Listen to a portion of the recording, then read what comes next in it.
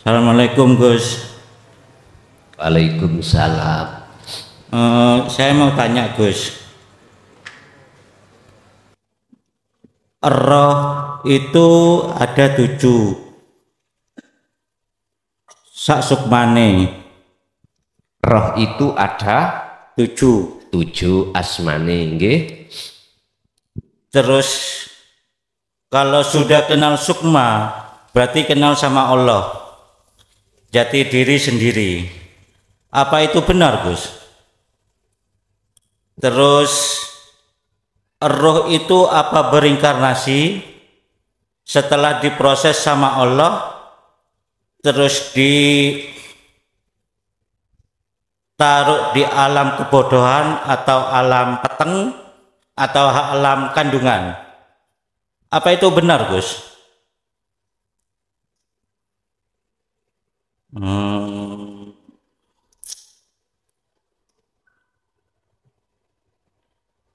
Ini Gus, mau tanya lagi Gus, satu lagi Gus. Waktu saya nyoba bersemedi atau hening, seakan-akan saya itu tahu daerah-daerah gitu Gus. Apa itu angan-angan atau itu memang ruh Gus? Gitu aja Gus. Terus ini Gus, Gak kurang akeh ha. siji Gus.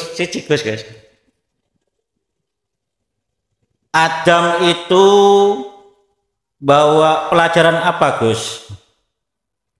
Terus kenapa? Maksudnya Nabi Adam. Iya, Nabi Adam bawa pelajaran apa Gus? Terus kenapa Nabi Adam itu tidak dibawakan kitab? Gitu aja Gus, mohon penjelasannya. Assalamualaikum warahmatullahi wabarakatuh. Waalaikumsalam warahmatullahi wabarakatuh.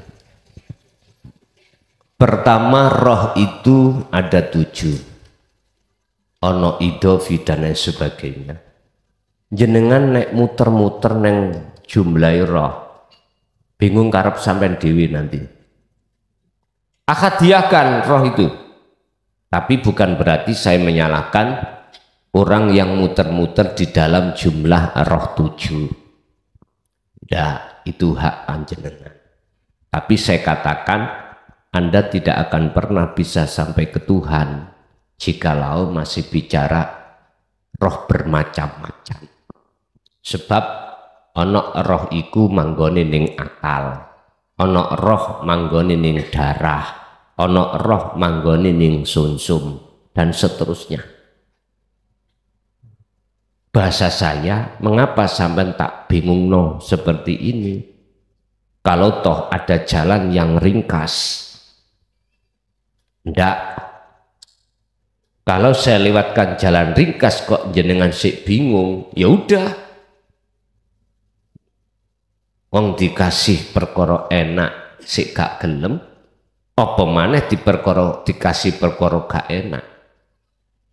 Itulah sifat manusia ketika saat dia dikasih gak enak mesti mengeluh. Jikalau dikasih perkara yang senang pasti akan lupa. Biasa.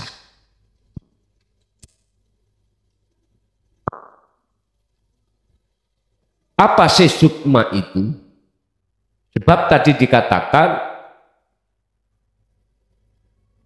jikalau sukma itu sudah ketemu pada diri kita, itu dikatakan kita bertemu Tuhan. Apakah itu betul? Pak, bahasa sukma itu bahasa Jawa. Bahasa kitabe iku roihan. Roihan itu sesuatu yang muter-muter di akal. Nek ruh sesuatu sing muter-muter ning tengah, ning ati. Sehingga inilah perbedaan antara wong mati dengan wong turu.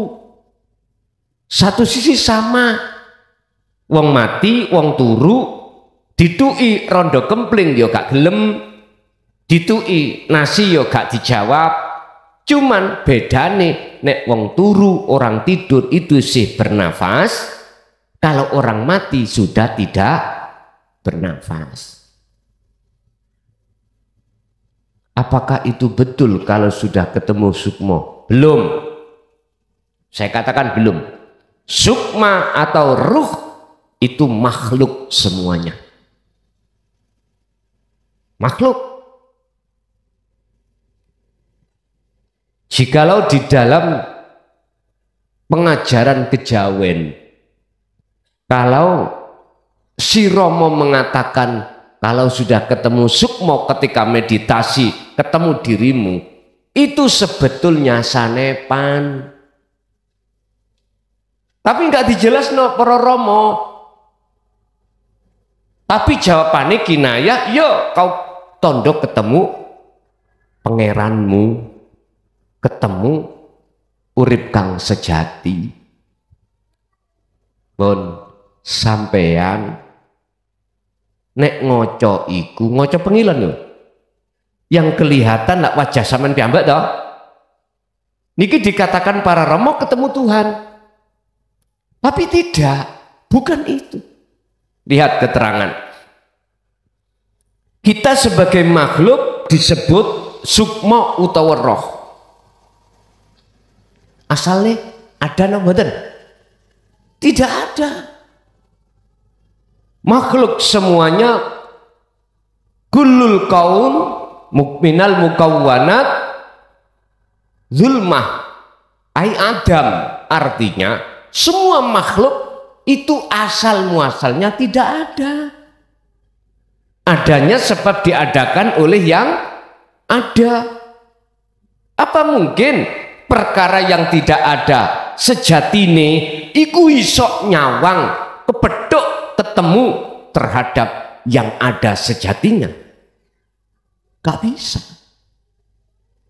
Terus yang ketemu ada siapa? Ya yang ada sendiri. Makanya mengapa jenengan iki ngilo nang kaca pengilon, yang ketok itu wajah kita sendiri.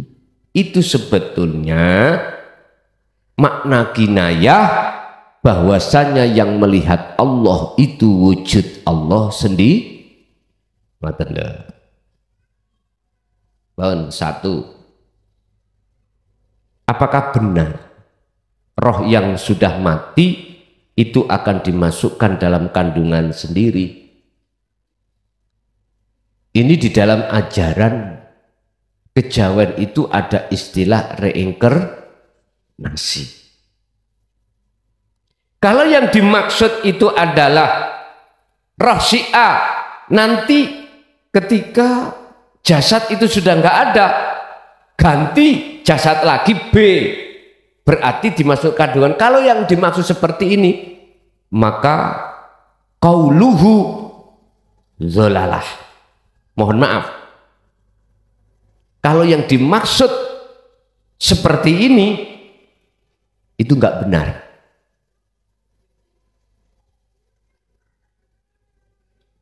Pak, sampean iku duweni wedi sak truk, sampean butuh iku sak timbo, karena dibikin untuk nembel apa ngono, mbuh nembel tembok. Sak truk sampean ambil satu timba, jenengan buat untuk nembel tembok yang bolong. Setelah itu tertutup, ada tembok lagi yang bolong. Apakah teplokan ning tembok sing bolong sing wis buntu mang sampean pundhut kanggo neplok niku? Mboten toh? Berarti jenengan ngambil pasir lagi di truk itu. Paham nggak? Artinya apa? Gini loh Pak. Yang dimaksud dibangkit berbangkit lagi itu adalah hati atau ruhaniyah jenengan yang tenggelam di dalam kehidupan dunia. Kalimat tenggelam berarti ruh niku dalam keadaan mati. Dikatakan ruh itu mati karena menjadi budaknya nafsu. Sehingga disitulah Allah membangkitkan untuk keluar dari belenggu nafsu, perbudakan hawa nafsu, supaya jenengan bebas. Maneh, pakai contoh sederhana. Sampai tahu telur ayam ketika dikremi oleh simbok ayam, induk ayam, terus jadi anak ayam, apakah anak ayam ini akan masuk di dalam telur lagi? Halo, ayam iki masuk telur lagi mboten? Mboten.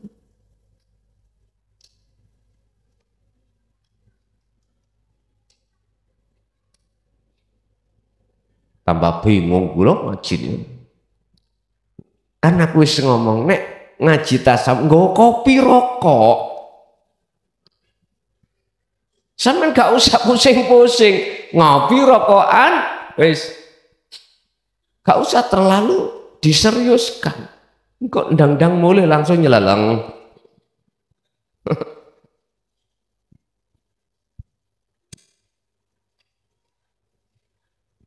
Terus ada kalimat syuhudul wahda fil kasroh. Kau harus ketemu ahad di dalam banyak. Nah niki rodo emper dede koyo tapi ndak. Koyo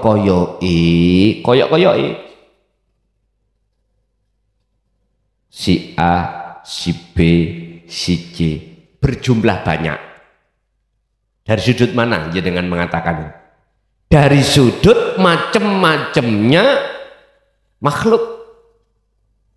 Tapi coba sampai lihat tentang masalah hidup atau ahad. Artinya jangan sampai jenengan iku menoleh memandang terhadap makhluk. Pandanglah terhadap Allahnya saja. Piye nek koyok ngoten. Inilah Pak Bu yang ku maksud proses innalillahi wa inna ilaihi rajiun itu di situ. Kapan, di saat kapan hukum syariat berlaku dan kapan keadaan apa ketika saat hukum syariat itu sudah tidak berlaku.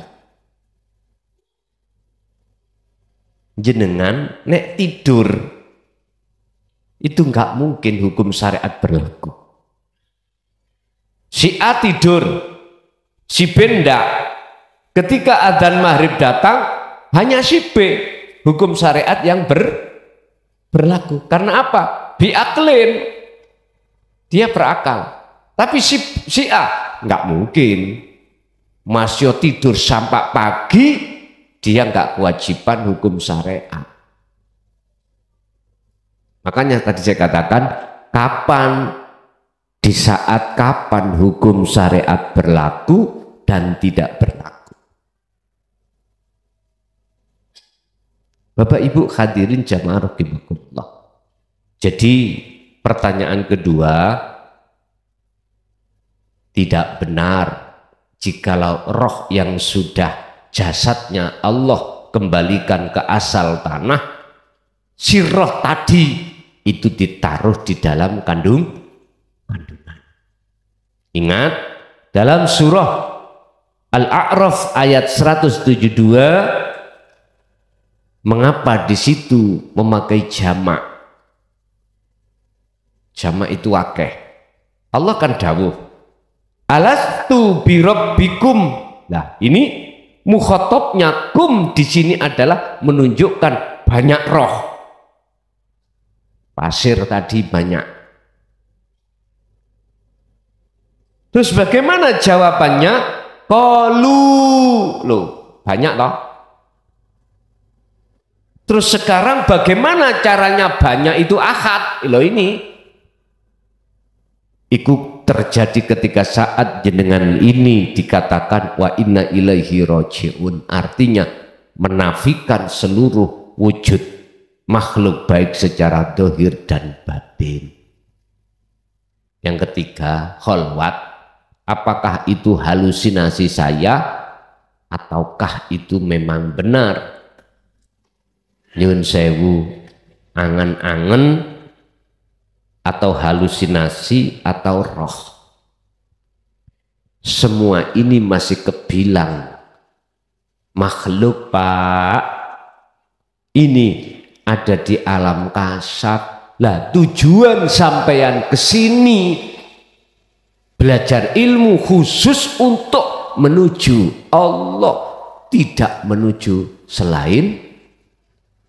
Jikalau itu masih muncul ruh diri jenengan atau makhluk dalam hal yang lain, ketahuilah bahwasanya itu masih ada di alam kasaf. Halusinasi itu lebih cenderung diartikan angan-angan, tapi sebetulnya semua itu memang ayat kauniyah, ayat di mana di dalamnya tersimpan ayat yang rahasia. Itulah yang kumaksud apa ayat yang tersirat, sekalipun itu di alam muka safa. Terakhir, apakah Nabi Adam, mengapa Nabi Adam tidak membawa kitab, dan apa ajaran Nabi Adam? Kembalilah ke Al-Quran. Apa maksud Allah menjadikan Nabi Adam? Wa idh qala lil malaikati inni ja'ilum fil ardi khalifah. Khalifah itu adalah pemimpin. Otomatis sebelum jadi pemimpin, mohon maaf, harus dibekalilah satu ilmu bagaimana cara memimpin yang benar. Kalau bertanya ajarane iku opo, Nabi Adam iku tidak ada yang lain, ajarannya adalah untuk mengahadkan dalam diri seseorang bahwasanya Allah yang belum ahad. Wa ma arsalna min qablika mir rasulin illa nuhi ilaihi annahu la ilaha illa ana. Ini rasul semuanya itu Pak, tidak akan pernah diutus oleh Allah kecuali wajib menyampaikan isi tauhid la ilaha illa ana. Wah, lebih ekstrim daripada anta. Mana ini? Dan ini sebagai inti ajaran sangkan paraning dumatiu di sini. Bapak Ibu, bahasa kitab jelas beliau itu membawa kauniyah. Apa? Ayat-ayat yang tersirat di dalam ayat kauniyah. Apa kauniyah itu? Ya alam niki. Ayat alam niki loh Pak. Iki ayat juga. Jangan hanya memandang ayat itu berbentuk tulisan yang ada di dalam Al-Quran. Jangan. Dunia seisinya ini ya ayat. Apa sih ayat? Ayat bahasa Arab. Basa Jawa niku tondo. Diterjemahno nandakno apa? Lah niki lho. Beliau Nabi Adam itu sudah membawa perkara yang ditandai. Sampak-sampak ketika Habil dan Kobil mateni Habil sebab gara-gara kalah ayu bojone, ya toh? Dulur kandung dulur selahiran Qabil niki ayu Pak Pol. Digarwakno dinikahno Nabi Adam terhadap Habil. Dulur sak peranaan sak kembarane Habil itu dinikahkan terhadap Qabil. Iki syariate beliau ngono. Berhubung dulur kandunge Habil iku gak patek ayu. Iri Qabil. Meksa ngerabi dulur sak lahiran. Mboten angsal. Mau wakso. Akhirnya napa? Merencanakan satu pembunuhan. Loh, setelah dibunuh itu ada burung yang memberikan isyarah disuruh untuk memendem, memakamkan, mendem loh Pak ya. Loh, di arah sinilah inilah termasuk ayat. Ditirulah oleh Qabil akhirnya membuat lubangan dan Habil dimasukkan lubang itu. Ayatnya lewat burung tadi. Itu ayat kauniyah. Ya ini. Kitabnya Nabi ada. Wa 'allama Adamal asma'a kullaha thumma 'araduhu wa 'allama lan mulang sapa Allah Adama ing Nabi Adam asma'a ing pira-pira nama. Iki nama kopi, iki nama meja, iki nama wus. Iku lak bahasa dohir. Asline Gusti Allah mulang ngajari langsung terhadap Nabi Adam itu di belakang ayat itu ada apa? Lengan ada. Nggih. Berhubung takone wis telu, wis gak tak kesempatan liyane. Nang Ibu. Monggo. Takok telu maneh Bu, mesisan wis digarap. Bismillahirrahmanirrahim. Assalamualaikum warahmatullahi wabarakatuh. Waalaikumsalam. Dengan saya Raudatul Jannah dari Jakarta, Romo Guru.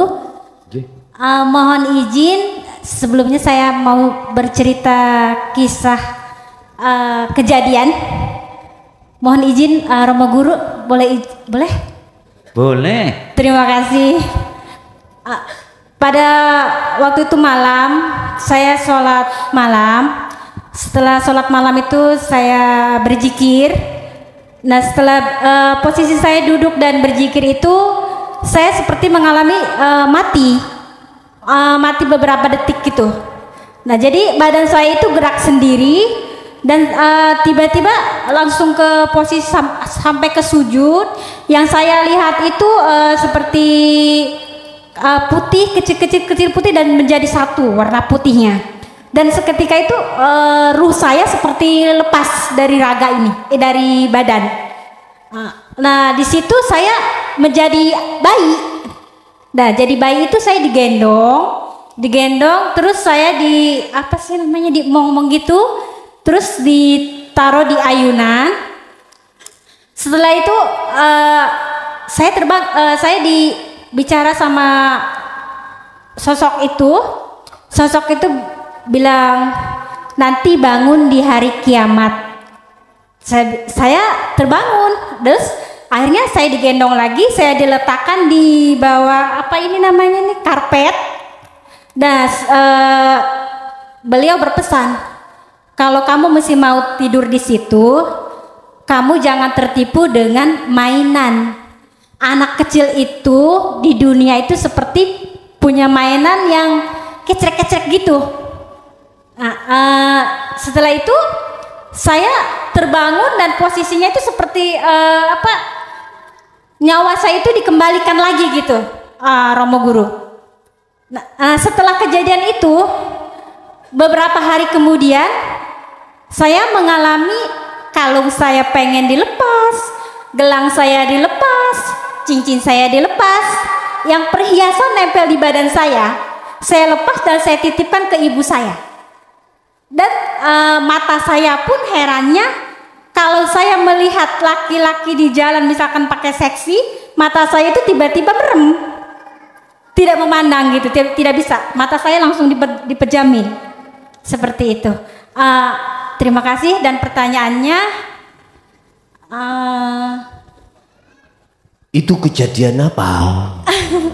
yaitu kejadian seperti saya mati. Mengalami ruh saya itu seperti lepas dari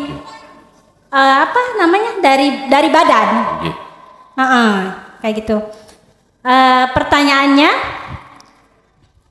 tadi kenapa saya bisa mengalami seperti itu, dan setelah mengalami itu kenapa kalung saya pengen dilepas, gelang saya dilepas, cincin saya dilepas, dan mata saya pun, pandangan saya kalau melihat, maaf, bukan muhrim atau laki-laki yang agak seksi di jalan, mata saya itu otomatis dengan sendirinya mejem begitu. Satu pertanyaannya lagi, apa hakikat syahadat dan apa hakikat hari kiamat dan hari kebangkitan? Satu lagi, maaf, apa itu warid? Seperti itu Romo Guru. Setelah ini saya mohon, saya minta di baiat syahadat berserta keluarga saya. Saya datang berserta keluarga. Terima kasih banyak Romo Guru. Wabillahi taufiq wal hidayah. Wassalamualaikum warahmatullahi wabarakatuh. Waalaikumsalam warahmatullahi wabarakatuh. Itu bukan cerpen, Bu. Cerpan. Bukan cerita pendek, tapi cerita panjang. Rapopo. Berarti jenengan mewakili beberapa ibu-ibu yang lain. Ngoten mawon wis. Pun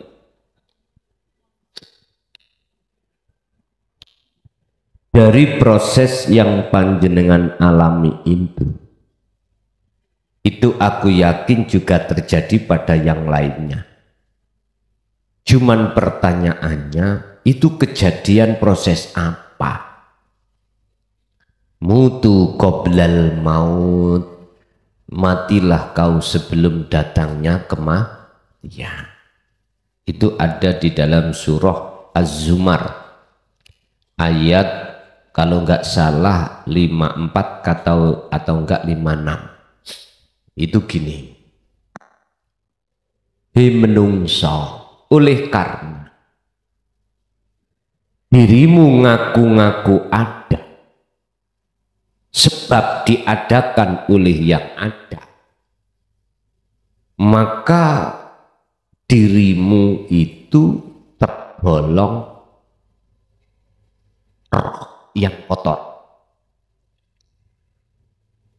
Fi qulubihim maradun fazadahumullahu marada. Inilah yang dimaksud roh yang berpenyakit atau ruh yang kotor.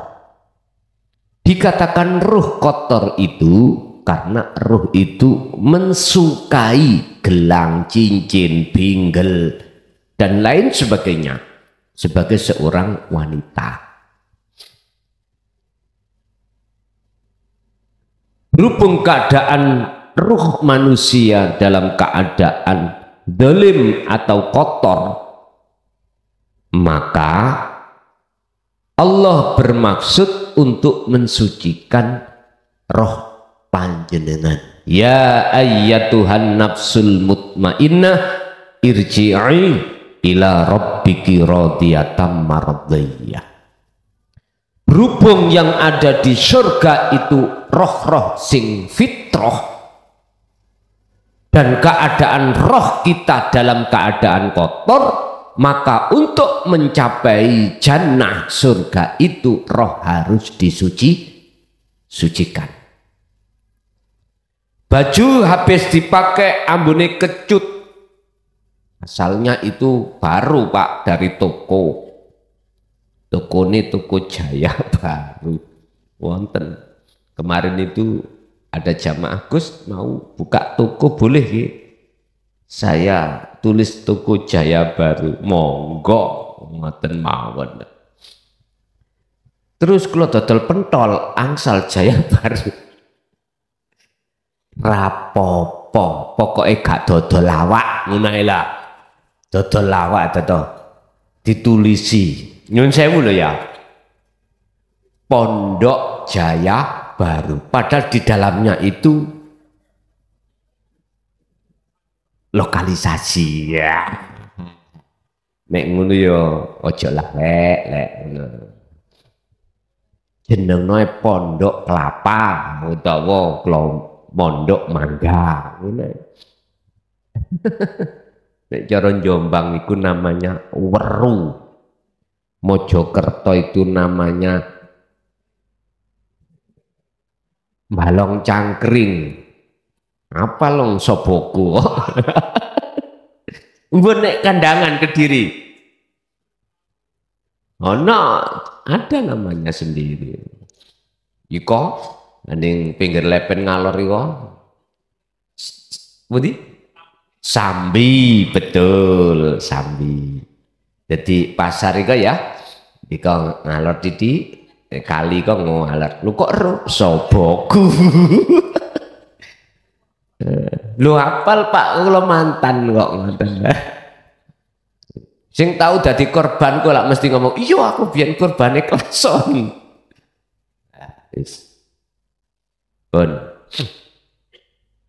Jadi itu proses Allah mensucikan jenengan Bu. Disuruh untuk kembali fitrah kembali. Itulah yang sering kita katakan sebagai proses uzlah atau khalwat. Tujuannya untuk kembali kepada Allah. Otomatis semuanya harus dilepas. Perhiasan yang menghiasi hati sampean yaitu duniawiyah itu harus dilepas. Karena aku tidak akan mengizinkan satu hambaku untuk bertemu aku manakala hambaku dalam hatinya masih ada selain aku. Loh, ngoten tadi. Bahasa syariat, tidak akan masuk surga satu hamba manakala di dalam hatinya itu walaupun masih ada syirik sekecil biji sawi tetap tidak bisa. Lalu hakikate syahadat. Syahadat itu bersaksi, menyaksikan, melihat. Mengapa di situ ada yang menyaksikan, ada yang disaksikan? Ada dua. Asyhadu, saya bersaksi, itu bukan, mohon maaf ya, bukan iman yang menghadap kepada Allah sejati ini, mboten saged iman iki. Ihsan sing saged, rasa sing saged. Artine di dalam hati jenengan itu ada rasa atau ihsan, iman yang benar. Itulah yang kumaksud wajah roh, yaitu loh, buatlah wajah roh, mata roh itu untuk memandang hidup. Yang hidup ada di dalam dan di luar dirimu, yang Allah itu nyoto batine, nyoto wujud dohiri, pandanglah. Lah, jikalau jenengan itu sudah dikatakan bisa memandang sejatine Allah yaitu urip, berarti jenengan sudah dikatakan hakikati syahadat. Yang dikatakan memandang sejatine urip itu bukan Anda, tapi hidup dalam diri Anda itu sendiri. Memang sebagai proses su'aul basirah ada dua, ada yang memandang, ada yang dipandang. Tapi kalau dikatakan sebagai syahadat secara hakikat wujudi makrifat, itu bukan ada dua.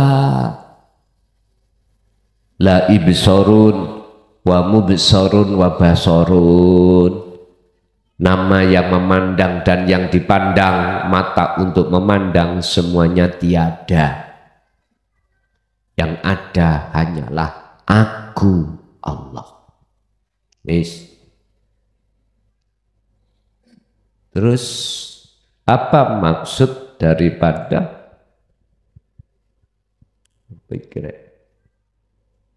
tulisannya?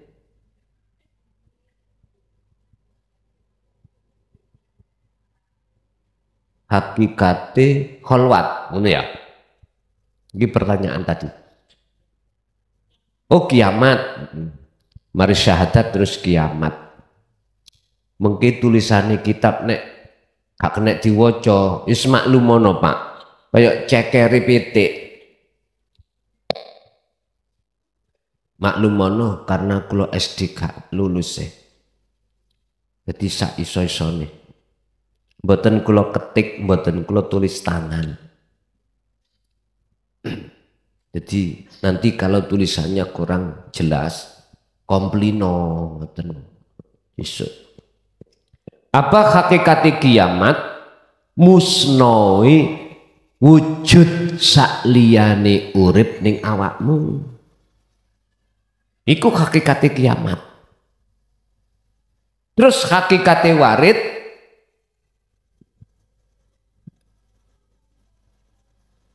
sebelum saya mengatakan proses hakikat warid, ada proses terlebih dulu yang disebut warid. Siapa sih warid itu?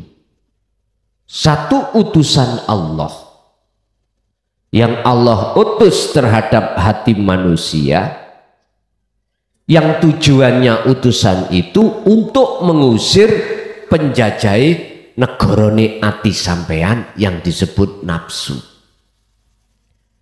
Malaikat ini, warid ini Allah utus hanya masuk pada hamba yang hamba itu sudah mengenal tentang masalah sejati ini dzikir, dzikron kathiron, dan laksanakan itu dzikir.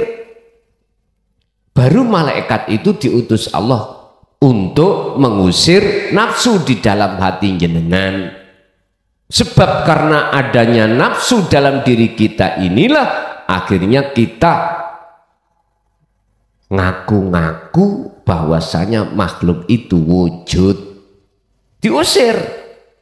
Wis, berarti syariat adalah malaikat utusan Allah. Hakikatnya ya Allah dewe. Sebab Allah itu tidak akan pernah minta pertolongan terhadap apapun dan siapapun dalam rangka menyelesaikan tugas Allah dewi. Walillahil masyriq wal maghrib walillahil malikal mulki tu'til mulka man tasha. Semuanya itu Allah sendiri yang melakukan. Berhubung Anda tidak memandang Allahnya, akhirnya dalam hatimu ada iman malaikat, ada iman makhluk. Dan inilah Pak, parah-parahnya iman itu di situ. Mengapa saya katakan parah? Karena iman hati kita terhadap makhluk itu coro mancepe luar biasa. Apalagi jenengan merasa dibantu oleh makhluk-makhluk itu, Anda tidak akan bisa melupakan. Wis baiat, Bu, mohon maaf, jangankan satu keluarga, setugel kula pun boten baiat. Terakhir kami baiat itu tanggal 21 Desember. Masuk di tahun 2025, total jenderal saya itu sudah berhenti tidak membaiat. Tapi jikalau jenengan berbaiat, bisa kami kasih link, ikuti di link itu aja. Jikalau jenengan nggak mau menunggu sasi Ramadan, untuk Ramadan tahun ini jatuh di bulan Maret, tetap kegiatan seperti biasanya.